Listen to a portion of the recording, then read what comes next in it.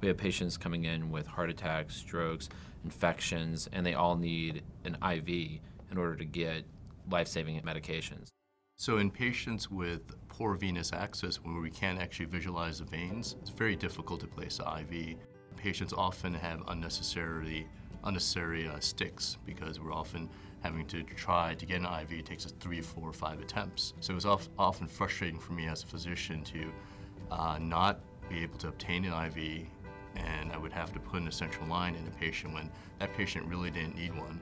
They just needed an IV, but because they had poor landmarks, we're unable to obtain access. Ultrasound guidance for IV access was something that was starting to become popular in my training, and so I remember a portion of my training before it and after it, and it was revolutionary.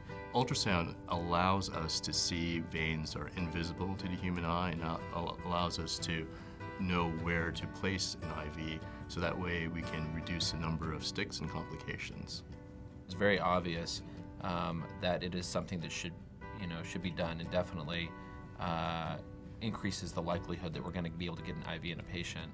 But what we realized was there's no study actually that's quantified how many patients we're actually saving from a central venous catheter.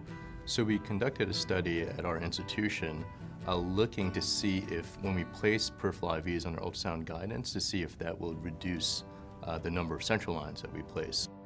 We did this study in our emergency department in patients who had difficult IV access.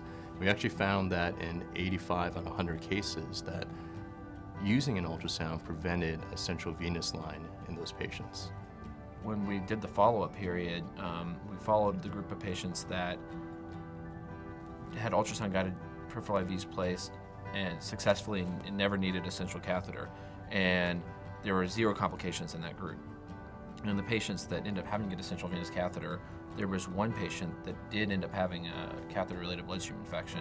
So that would be 1 out of 15 other groups, like a 6.7% complication rate. Complications from central venous catheters range in the $20,000 to $50,000 range. So by preventing central lines, we're preventing, in many cases, that risk, that $50,000 risk. So there are 85 patients that we saved from getting central lines. So if you do the math, we already showed right there we were saving the hospital costs.